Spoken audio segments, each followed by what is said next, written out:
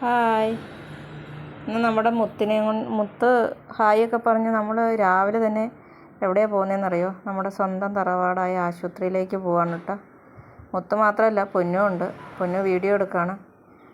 പൊന്നുവിനെയും മുത്തിനെയും കൊണ്ട് രാവിലെ തന്നെ പത്ത് മണി കഴിഞ്ഞു കേട്ടോ. ഞാൻ രാവിലെ തന്നെ പോവുക. കുറച്ച് ദിവസമായിട്ട് ഇത് തന്നെ സ്ഥിരം പരിപാടി. ഇപ്പോഴത്തെ കാലാവസ്ഥയുടെ ആയിരിക്കും. മഞ്ഞുമല്ല, മഴയല്ല, വെയിലും അല്ലാത്ത ഒരുതരം കാലാവസ്ഥ, ഒരിക്കലും ഇല്ലാത്ത പോലത്തെ ഈ കാലാവസ്ഥയിൽ രണ്ടുപേർക്കും മാറി മാറി ചുമയും പനിയാണ്. മുത്തിന് പിന്നെ പനിയായാലും ഉറങ്ങുവാണെങ്കിലും എപ്പോഴും അവൾ ആക്റ്റീവായിരിക്കും. പൊന്നു ആണെങ്കിൽ ചെറിയൊരിത് വന്നാൽ മതി, പൊന്നു എവിടെയെങ്കിലും അടിഞ്ഞ് കൂടി കിടക്കും കേട്ടോ. ഇന്നിപ്പം ഒരു ക്ലിനിക്കാണ്, കുട്ടികളുടെ ഡോക്ടറാണ് കേട്ടോ. അവിടെ മുതിർന്ന ആൾക്കാരെയൊക്കെ നോക്കും. ആശുപത്രിയിലേക്ക് പോകാൻ നമുക്ക് ബഡ്ജറ്റ് തികയില്ല. അത് കാരണം ഓട്ടോറിക്ഷ വിളിച്ച് ഹോസ്പിറ്റലിൽ പോയി മരുന്ന് വാങ്ങിച്ച് തിരിച്ച് വരുന്ന വഴിക്ക് നമ്മുടെ സ്വന്തം സൂപ്പർ മാർക്കറ്റിലൊന്ന് കയറി കേട്ടോ. ഒരു വഴിക്ക് പോവല്ലേ, പോകുമ്പോൾ തന്നെ രണ്ട് കാര്യങ്ങളും ചെയ്ത് തീർത്തേക്കാമെന്ന് വെച്ച് അങ്ങനെ റേഷനൊക്കെ വാങ്ങിച്ചിട്ട് തിരിച്ച് പോരുവാണ് കേട്ടോ.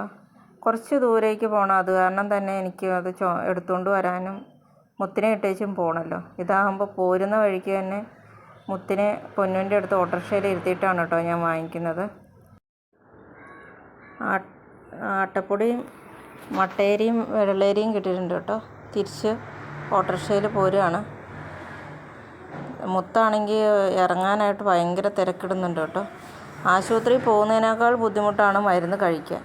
നമ്മൾ കൊണ്ടുപോകുന്നതിനേക്കാൾ മുത്തിനെ കൊണ്ട് വലിയ കുഴപ്പമില്ല. മുത്ത് മരുന്ന് ഇല്ല, ആരെങ്കിലും മരുന്ന് കഴിക്കുന്നുണ്ടെങ്കിൽ അവൾക്ക് മരുന്ന് ആവശ്യമാണ്.